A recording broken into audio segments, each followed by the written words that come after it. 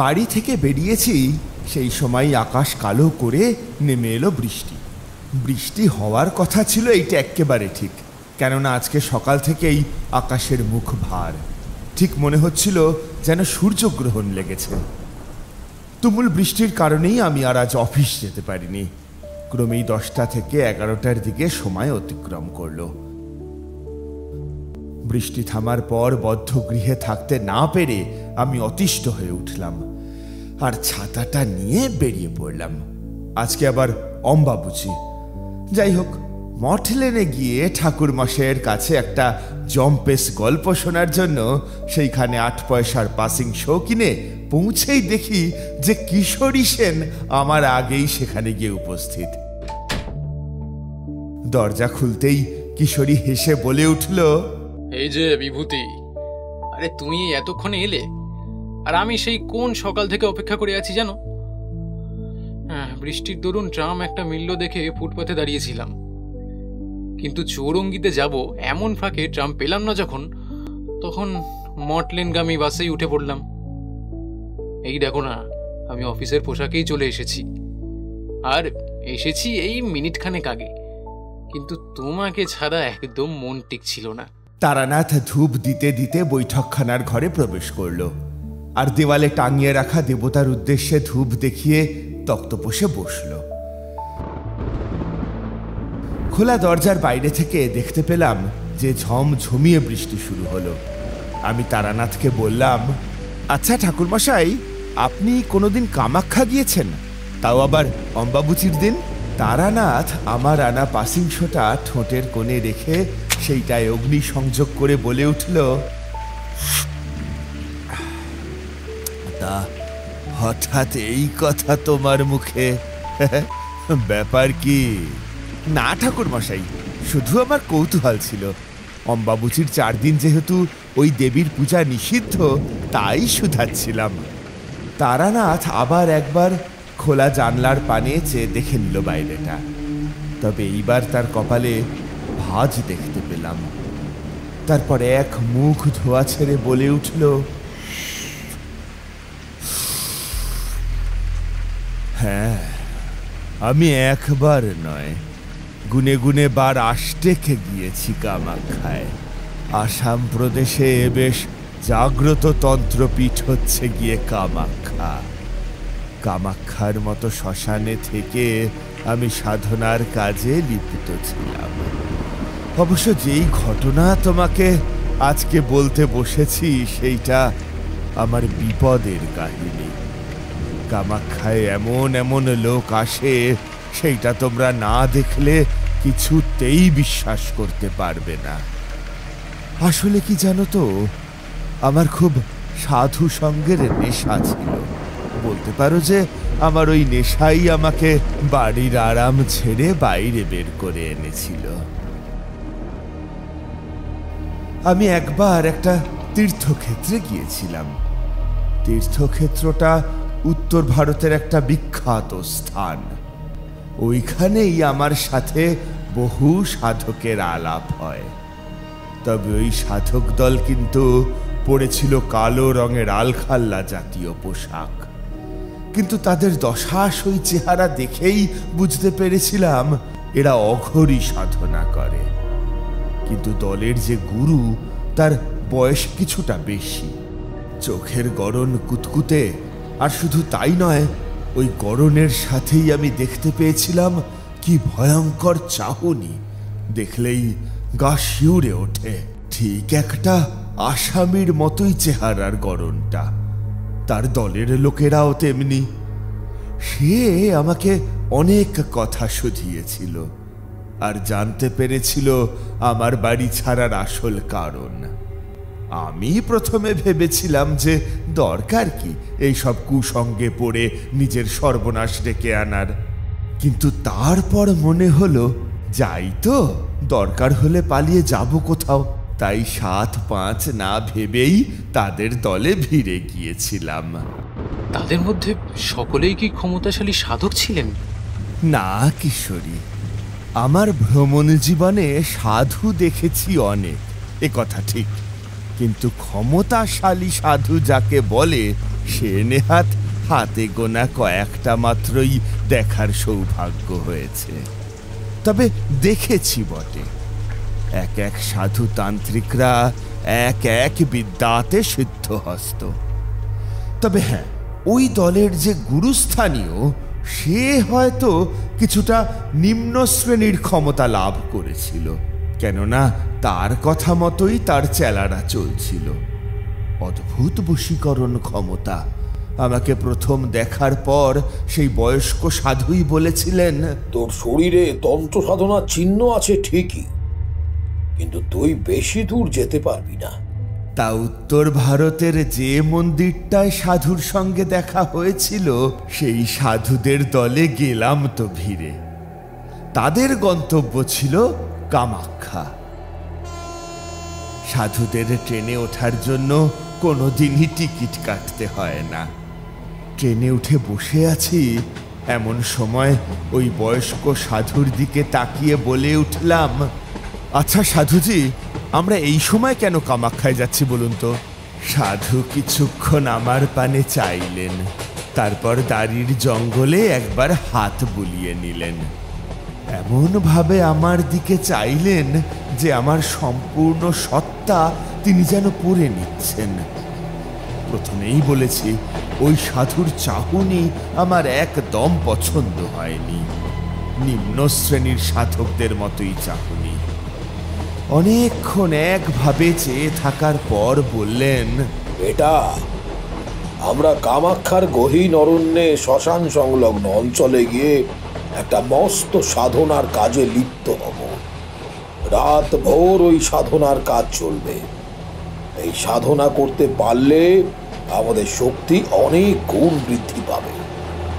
কিন্তু তুই কি দীক্ষা পেয়েছিস? গুরু করেছিস তুই? হ্যাঁ সাধুজি, আমার পূর্ণতনু দীক্ষা হয়েছে। আপনি যদি বলেন তাহলে আমি আপনাকে ওই যাগযজ্ঞ দেখাতে পারি। ও, তুই দীক্ষিত? আচমকা কথাটা ওই সাধুর মুখ থেকে বেরিয়ে গেল, আর সেই সাথেই ওনার চোখে মুখে কিছুক্ষণের জন্য ফুটে উঠল আনন্দের অভিব্যক্তি। কিন্তু সেই ভাব বেশিক্ষণের জন্য স্থায়ী হলো না।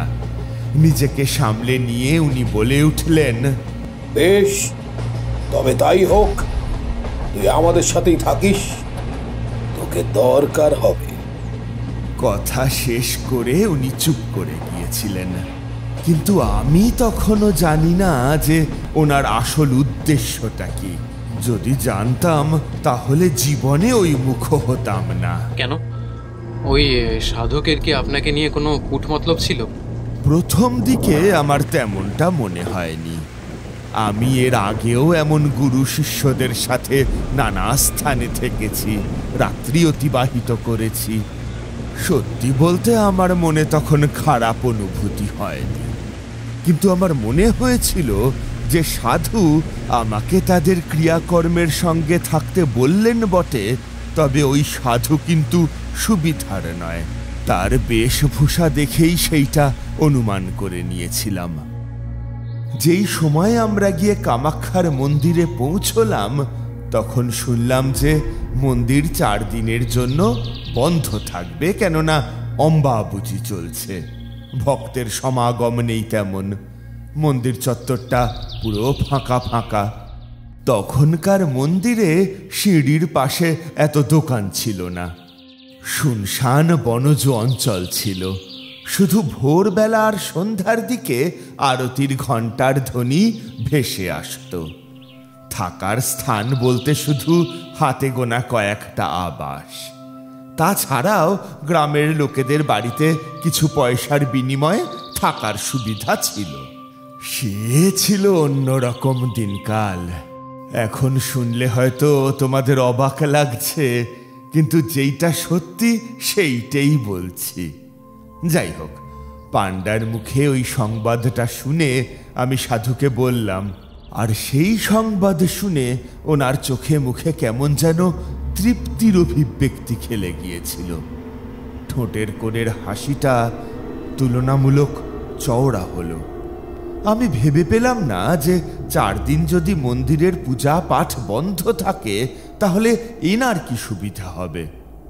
আমি সন্দিগ্ধ সুরে একবার জিজ্ঞাসা করলাম, আচ্ছা সাধুজি, আপনি কোন ইষ্ট দেবতার উদ্দেশ্যে পূজা করবেন সেইটা তো আমাকে বললেন না। সাধু কিন্তু এইবার কিছুটা বিরক্ত হলো, তার মুখের সেই হাসিটাই মিলিয়ে গেল। পরনের কালো রঙের ধুতিটার দিকে তাকিয়ে নিয়ে তিনি রুষ্টস্বরে বলে উঠলেন, তাতে তোর কি তারানাথ? তুই শুধু আমাদের সঙ্গে থাকবি, ব্যাস। তবু আমি বলে রাখছি, যখন জিজ্ঞাসাই করলি, আমাদের পথে দেবদেবীরা আলাদা, আমরা অন্য মার্গের সাধনা করি। সেসব তুই বুঝবি না। তোকেও নিজের দলভুক্ত করে যজ্ঞে আহুতি দিতে বলতাম, কিন্তু তার জন্য তোকে আমাদের মন্ত্রতে দীক্ষা নিতে হবে। অন্য যজ্ঞতে যেমন তোর ঘি অর্পণ হয়, তেমনি আমাদের যজ্ঞতে নৈবেদ্য রূপে দেওয়া হয় লাশের কাটা মুন্ডু আর টাটকা রক্ত। এইসব দেখতে পারবি? এই হচ্ছে আমার দলের লোক, আমার চেলায়েরা। এরাই সব উপকরণ জোগাড় করে দেয়। আমাদের সামনে একটা বছর 10-এর বাচ্চা ছেলে তার পরিবারের সাথে খেলা করছিল। সাধুর চোখ দেখলাম সেই দিকে গেল। আমার এইবার বুকটা ধড়াস করে উঠল, কিন্তু কিছু না বলেই আমি তখনকার মতো চুপ করে রইলাম। সাধুর সাথে আমরা সকলেই এইবার মন্দির প্রাঙ্গণ ছেড়ে চলে এলাম শ্মশান সংলগ্ন তটভূমিতে। এক পাশ দিয়ে বয়ে গিয়েছে পাহাড়ি নদী, আর একদিকে ঘন অরণ্যের মধ্যে দিয়ে চলতে শুরু করলাম আমরা।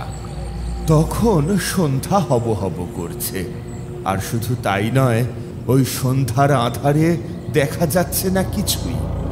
সকলেই একসাথে চলতে চলতে এসে পৌঁছে গেলাম একটা জায়গায়, যেখান থেকে ক্ষীণ আলোর উৎস চোখে পড়ছে। দেখলাম যে একটা ছোট্ট পরিত্যক্ত মন্দির। মন্দিরের কাছে এসে আমার বুকের ভিতরটা কেমন যেন ধড়াস করে উঠল। শ্মশানের মধ্যে ওই মন্দিরটা সত্যি ভয়ঙ্কর, পরিত্যক্ত। মন্দিরের মাথায় বসে থাকা ওই কাককে দেখে আমার আরো চক্ষু ছানা বড়া হয়ে গিয়েছিল। আমার সামনে এইবার সেই সাধুটি এলেন। তিনি মন্দিরের সামনে বন্ধ দরজার কাছে এগিয়ে গিয়ে বিড়বিড় করে মন্ত্র পড়তে শুরু করলেন।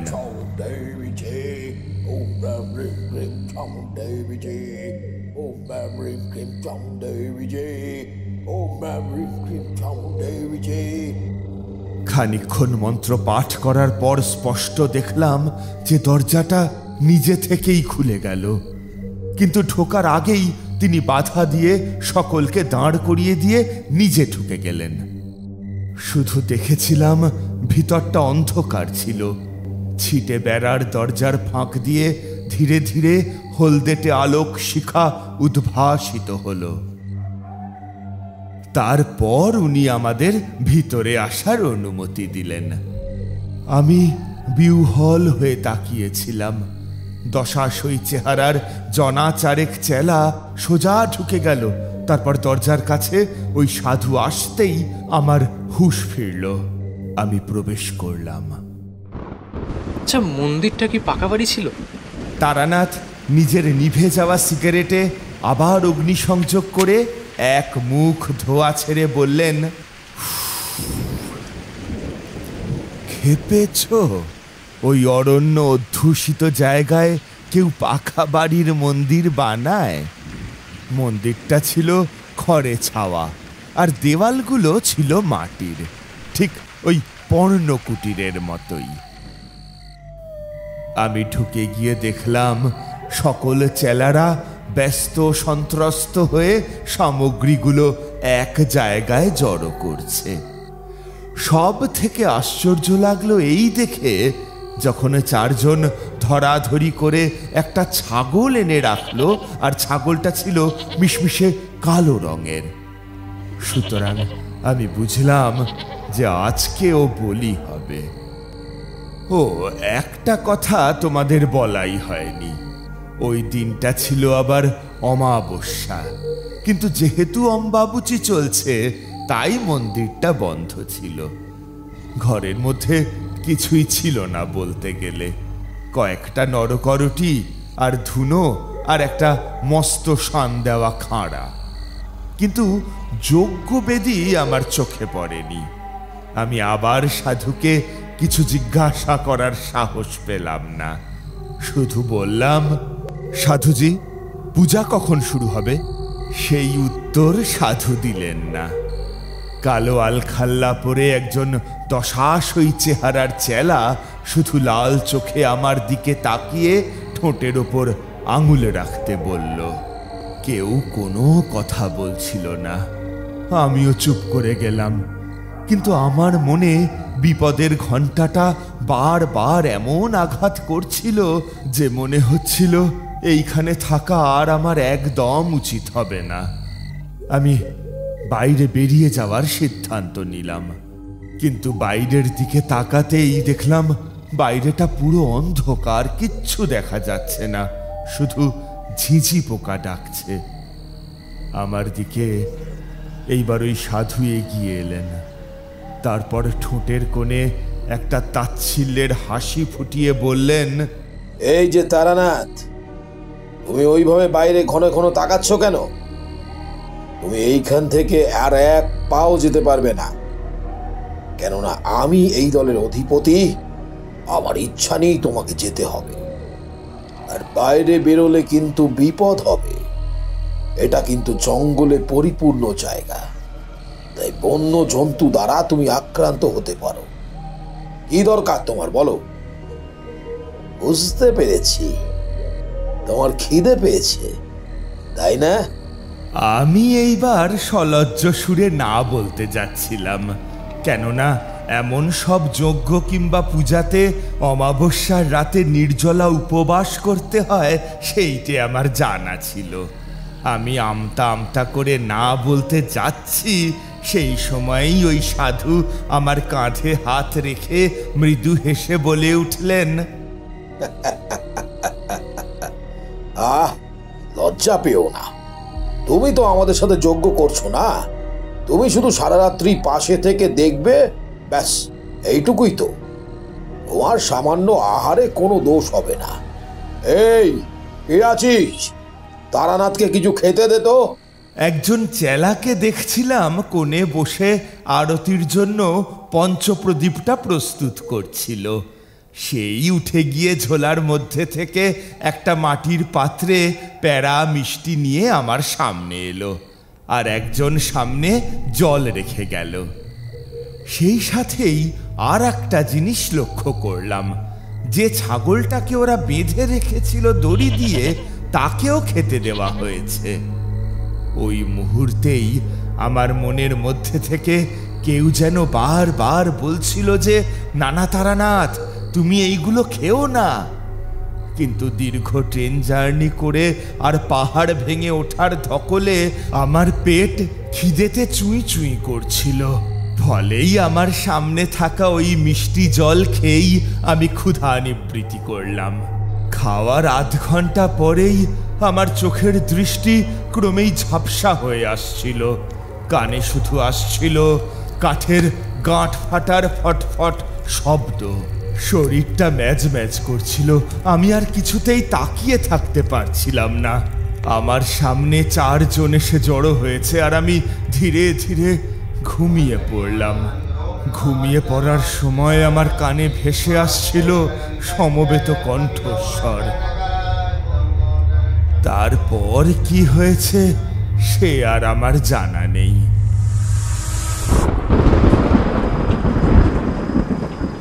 বলছেন কি ঠাকুরমশাই, আপনি তো তাহলে সাংঘাতিক বিপদের মধ্যে পড়েছিলেন। আপনি কি আগে থেকে আজ করতে পারেননি কিছু? বিপদ? বিপদ তো সবে শুরু, এখনো আসল কাহিনীটাই বলিনি। শুনলে বুঝতে পারবে তারানাথ কোন কোন পরিস্থিতির মধ্যে দিয়ে এসেছে। যাই হোক, আমার তো কোনো হুঁশ ছিল না, কিন্তু হুঁশ ফিরল আমার একটা কান্নার শব্দ শুনে।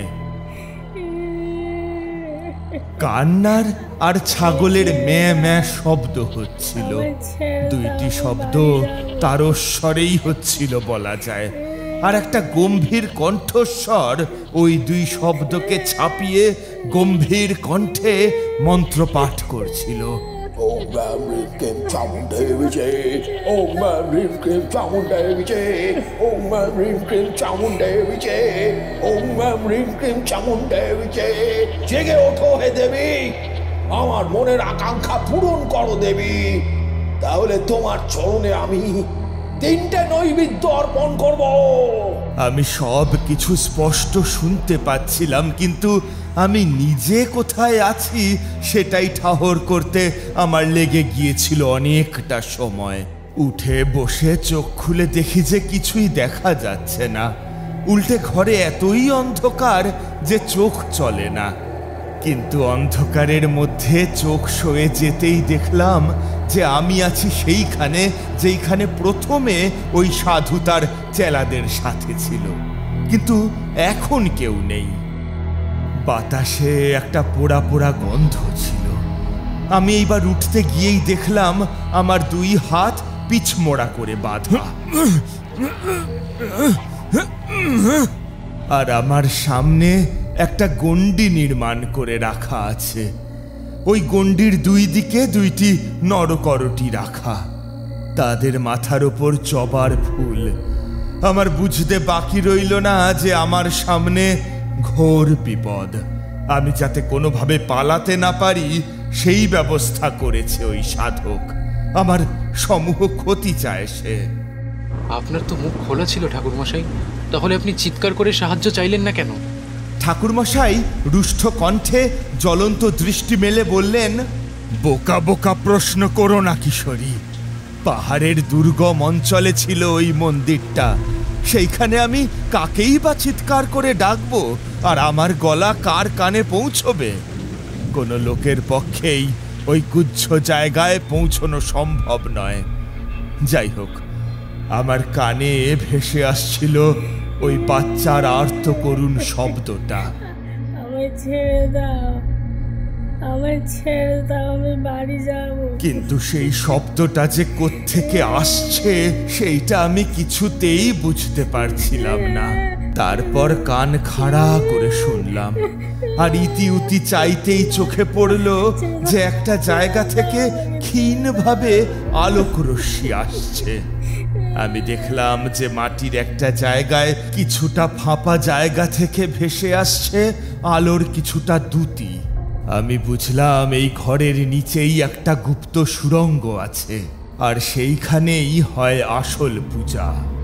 আমি এইবার উঠে দাঁড়ালাম, আর কোত্থেকে এক পাল সাপ আমাকে গণ্ডির বাইরে থেকে ঘিরে ধরল। আর শুধু তাই নয়, শয়ে শয়ে সাপ এসে আমার দিকে বিষ নজরে তাকিয়ে এমন ফোঁস ফোঁস শব্দ শুরু করলো যে আমি এইবার বসে পড়লাম। বুঝলাম এই সাধকের ওই শক্তিকে প্রথমে অকেজো করতে হবে, নইলে কিছুই হবে না। আমি গণ্ডির মধ্যেই অনেক কষ্ট করে পদ্মাসনে বসে পড়লাম, আর চোখ বুজে আমার ইষ্টদেব আর গুরুদেবকে উদ্দেশ্য করে প্রণাম জানালাম, আর নিজের বিপদের কথা বললাম, আর একটা মন্ত্র নিজের মনেই আউড়ে গেলাম। মন্ত্র আওড়াচ্ছি, আর বাইরে তখন শুরু হয়েছে তুমুল ঝড় বৃষ্টি।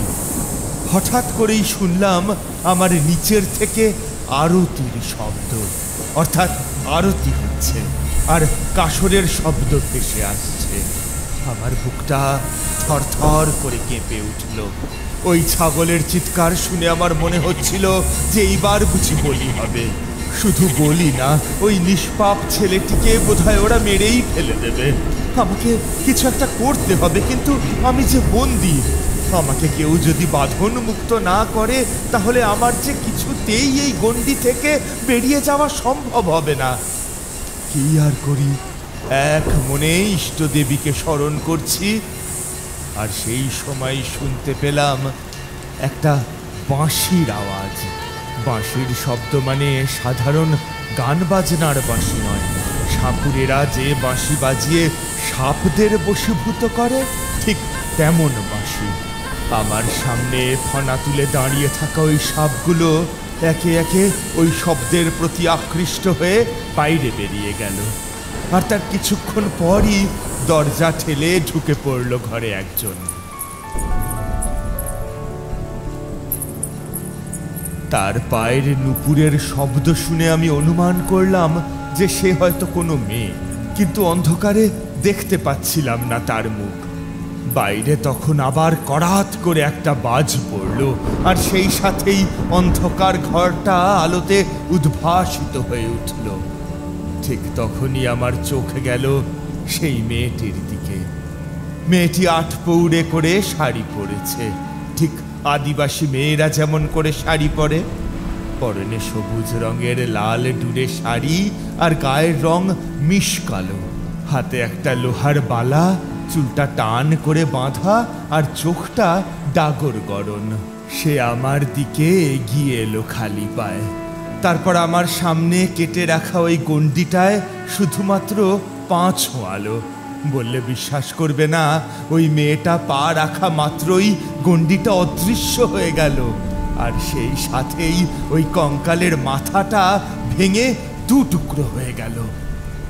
আমি দেখলাম আমার বাঁধন আপনা থেকেই খুলে গেল। মেয়েটা আমার ফতুয়ার বুক পকেটে রাখলো একটা জবা ফুল, আর চোখের পলক ফেলা মাত্রই সে কর্পূরের মতো উবে গেল। আমি বুঝলাম যে কোনো সাধারণ বালিকা নয়, এ স্বয়ং আদ্যা শক্তি মহামায়া। আমি আর কাল বিলম্ব করলাম না।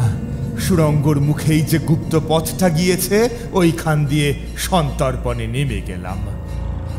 গিয়ে দেখলাম বিরাট একটা ঘরের মাঝে এক কোণে ছেলেটা হাত পা বাঁধা অবস্থায় পড়ে আছে। ওই ছেলেটাকে দেখেই আমার ভয়ে গলা শুকিয়ে গেল।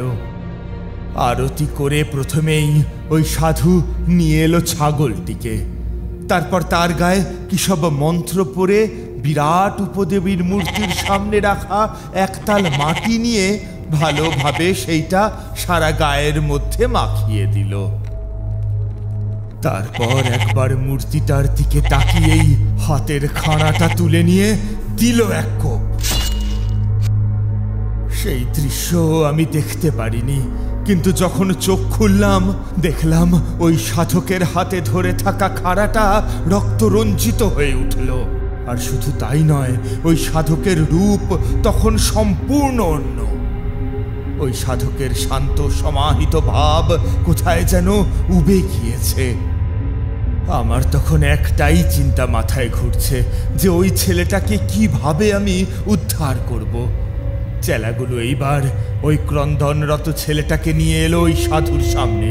কত বড় দশাশই চেহারার সামনে এসে ছেলেটা স্বভাবতই কান্নাকাটি শুরু করে দিয়েছিল। নিতান্তই বাচ্চা ছেলে। সাধুটি এইবার নিজের বুড়ো আঙুলটা একটা ছুরি দিয়ে কাটলো, আর রক্ত গড়িয়ে পড়ল। সেই রক্ত দিয়ে তিলক কেটে বিরাট অট্টহাসিতে ফেটে পড়ল ছেলে। বলল,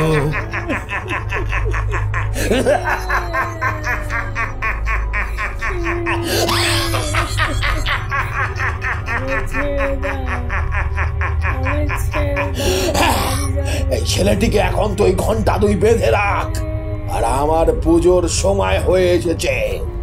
এইটাকে দেবীর চরণে স্থান দিয়ে তারপর ওই তারানাথকে কুয়ায় ফেলে দিবি। দীক্ষা প্রাপ্ত কোনো সাধককে পেলে দেবী খুশি হবে। প্রসাদে ঘুমের জড়িবুটি মিশিয়ে বেটাকে অজ্ঞান করে বেঁধে রেখেছি, আর সে আমার হাত থেকে পালাতে পারবে না।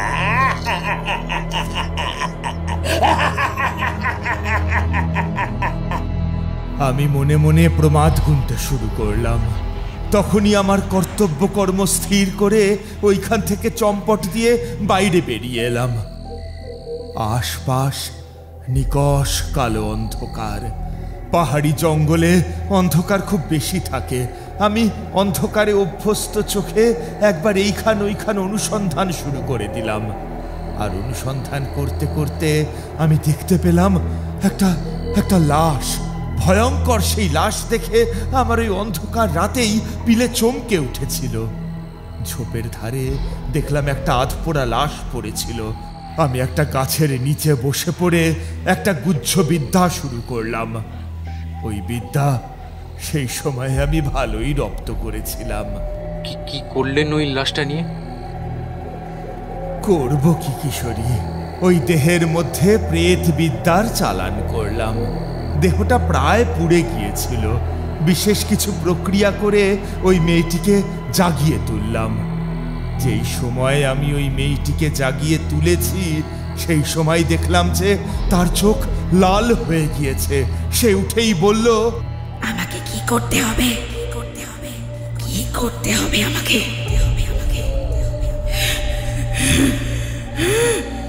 কিছুই না, ওই সুরঙ্গের মধ্যে গিয়ে সকল সাধুকে শেষ করে দিয়ে তুমি আবার মুক্তি লাভ করবে। সে ঘাড় নেড়ে আমার সাথে এলো আর ওই সুরঙ্গে ঢুকে গেল। সেই সাধু নিচে সাধনার কাজে লীন ছিলেন, কিন্তু আচমকা ওই সুরঙ্গের মধ্যে একটা আধপোড়া মেয়ের দেহ দেখে তার গলা চিরে বেরিয়ে এলো এক মর্মান্তিক আর্তনাদ।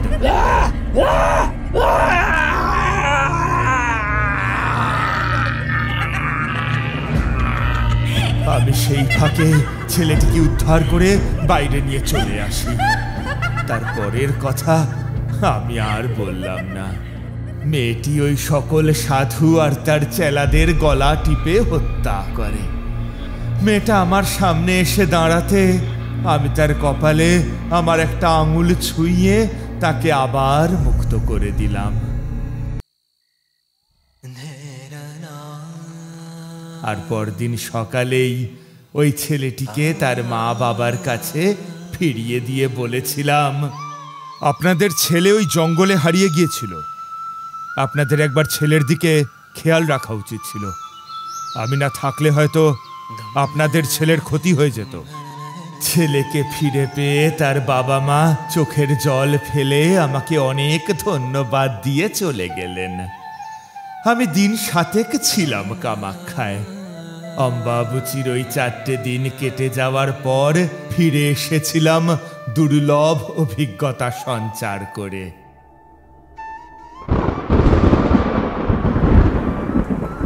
তারানাথ বলা শেষ করলেন। দেখলাম ওনার চোখে মুখে লেপ্টে আছে সেই ভয়ঙ্কর স্মৃতি, যা খানিক আগে উনি আমাদের সামনে গল্পচ্ছলে বললেও যেন স্পষ্ট চিত্রনাট্যরূপে দেখতে পাচ্ছিলাম।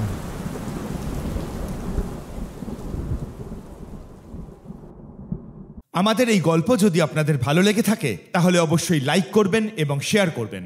যারা চ্যানেলটিতে নতুন তারা অবশ্যই সাবস্ক্রাইব করুন। শুধু বেল আইকনটি টিপে নোটিফিকেশন অন করে দিন, যাতে আমাদের পরবর্তী কাজগুলোর খবর সবার আগে আপনার কাছে পৌঁছয়। ধন্যবাদ।